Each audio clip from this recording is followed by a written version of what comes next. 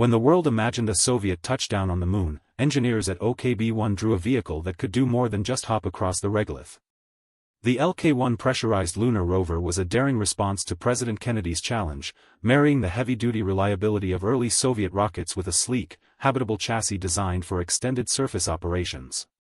Form: the LK-1's silhouette reads like a low-profile dollhouse on wheels.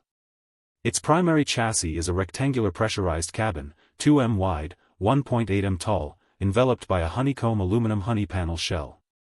The hull tapers gently toward the rear, where a pair of all-wheel drive skid plates extend outward to increase stability on powdery terrain. Protruding from the nose are twin periscopic sensor heads, and a pendulous rover arm folds into the side panel when not in use. Every bolt, rivet, and cable is exposed in a deliberately mechanical language, a nod to the Soviet engineering manifesto of honest, function-first aesthetics.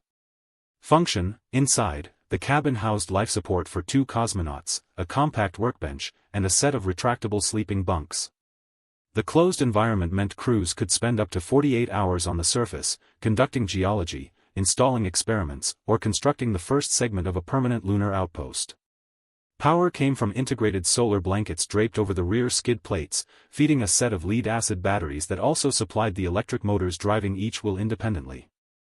A 300-kilogram payload bay allowed for transportation of scientific packages, trench-digging tools, and a modular adapter for future habitat modules. Aesthetic: the design visualism was unmistakably Soviet, utilitarian, angular, and unapologetically industrial.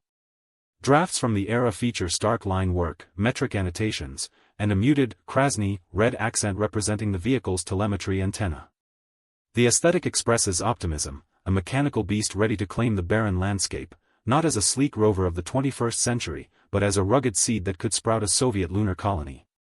Though the program never launched, the LK-1 remains a testament to a period when ambition was measured in megawatts and square meters, not just in symbolic flag plantings.